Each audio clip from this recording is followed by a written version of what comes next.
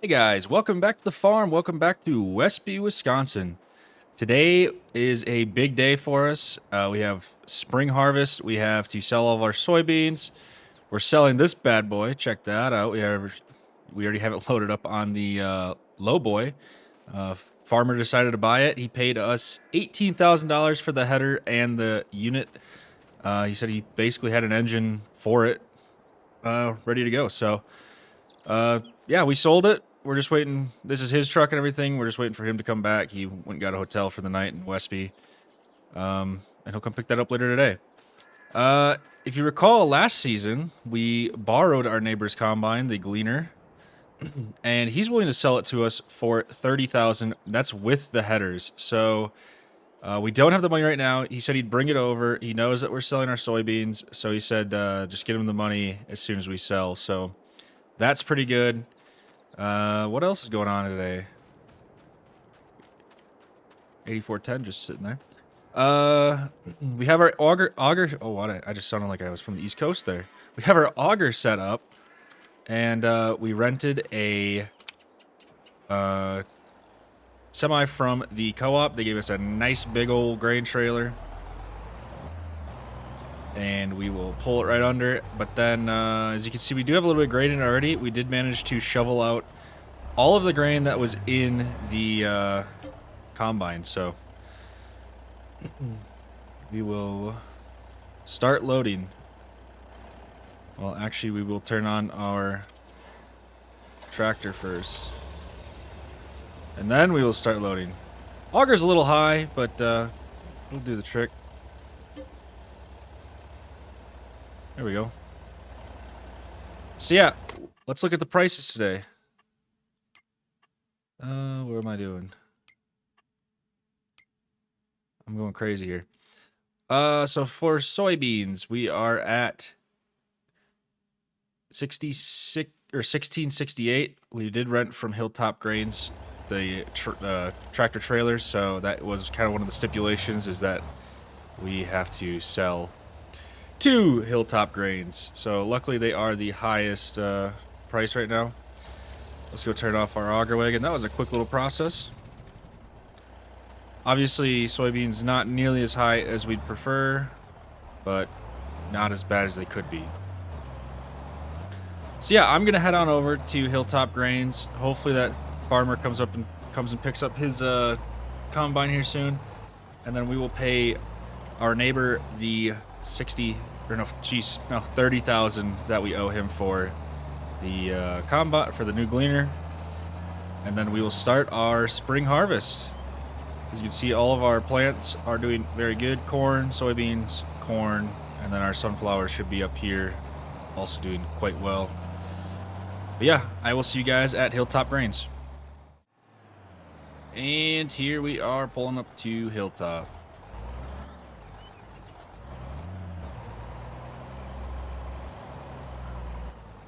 I've never actually been here before, so we're going to have to try to figure out. It looks like pretty simple. Looks like the grain's to the left here, so semi they gave me was a bit underpowered. I think it was like kind of their base model one that they had laying around, but it is slowly but surely doing the job.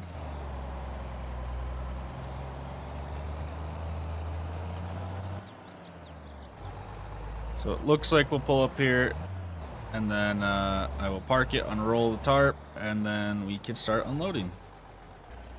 All right, and we are unloading, and as you can see, our bank account is going up.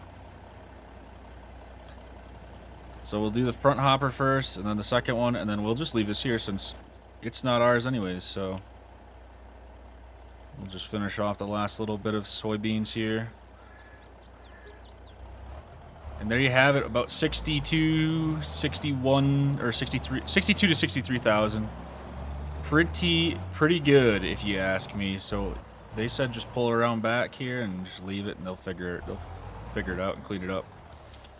So yeah, we are at 88,000, but you can subtract 30,000, so we're at $58,000, which is pretty good considering the fact that we started at $1 when we got our farm, and we've already, made some pretty good upgrades, new tractor, new combine. But I have a ride coming to get me, so I will meet you guys back at the farm. Alrighty, and here we are back at the farm. You can take a look at our brand new combine. I paid the neighbor here, so this is all ours. So for those of you who've been following the series, this is nothing new. This is what saved our butts when we had our combine blow its engine up in the field up there. But yeah, it is a Gleaner N7 Series 3. Very, very, very nice combine. It worked very well for us. The auger is deceptive. It looks very short, but when it's unfolded, it's actually quite big, so it's perfect. Came with a, I believe, 6-meter corn head. And it also came with a 9-meter bean head, so pretty good stuff, actually. For the rest of the day, we actually need to hook up the Gleaner. But I'm going to... let's get the Gleaner out of the way, because I was going to say we also need to hook up to our gravity boxes. And then before we start, I am also going to move the auger to the other side of the bins now, so we can start filling the bins again. I haven't even looked or asked around about when the optimal time to do or sell wheat is. So I'm not even entirely sure. We're kind of flying by the seat of our pants here. But yeah, so I am going to get the combine ready, move everything around, and I will see you guys when I'm ready to start harvesting. And just like that, we are ready to go. The auger in the distance, ready to go. Our 8410 hooked with the gravity boxes, so should have zero issue pulling these things. These are pretty small relatively compared to that. Let's get in our Gleaner. Let's start our second harvest of our new farm. And I will see you guys after the time lapse.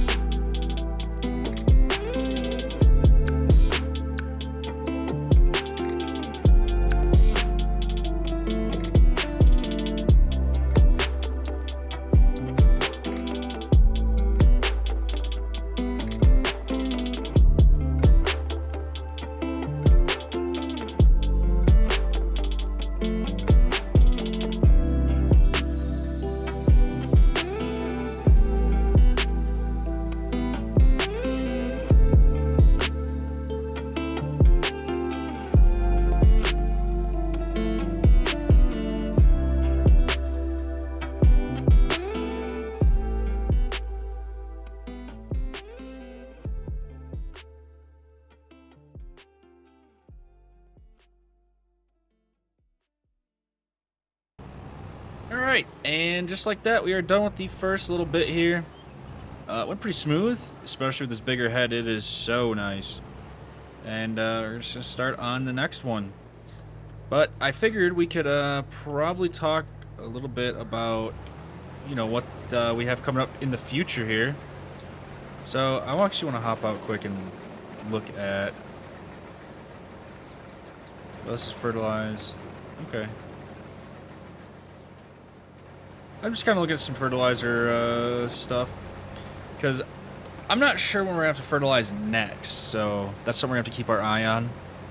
It'd be nice at some point to get our own fertilizer set up, so that way we don't have to pay the co-op so much. We only have to just buy the fertilizer. Wouldn't mind getting some bigger equipment. I think at some point we're gonna have to buy our own baler. I know there's some equipment auctions coming up, so maybe there'll be something there. And obviously we're gonna need hay racks and everything like that, because I would like to stick with the small bales, just because they are very, very easy to store up in the hay mow. We don't need to use any external storage with the bales, so that would be really nice. Other than that, I think I would also like to upgrade our chopper. If not, just get a whole new one. Like, I think probably just get a new one. Just because with grass, it's fine, because obviously you can rake it and windrow it into a smaller pile or smaller row, and then it's much more efficient.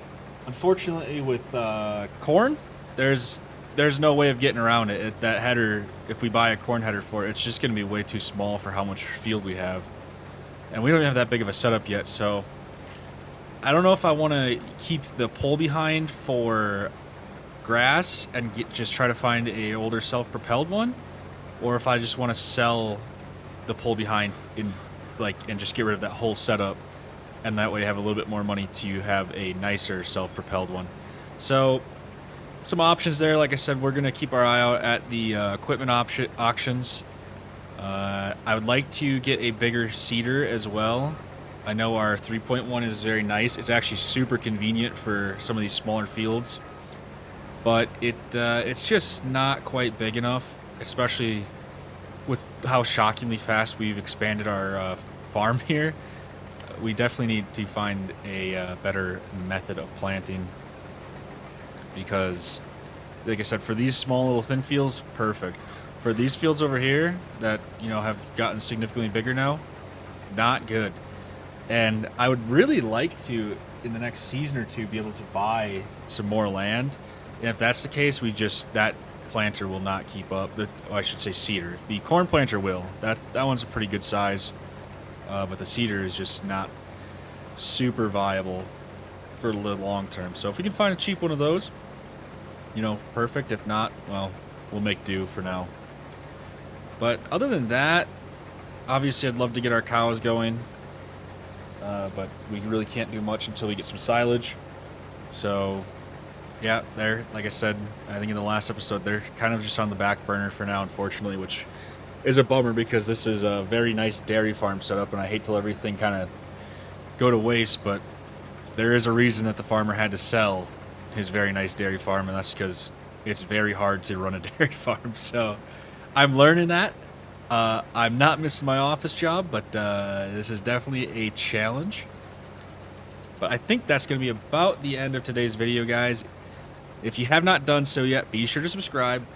We're trying to hit 1,500 subscribers by the time FS25 comes out. I really think it's super doable, especially with all the recent support I've gotten on all the videos from this series, especially.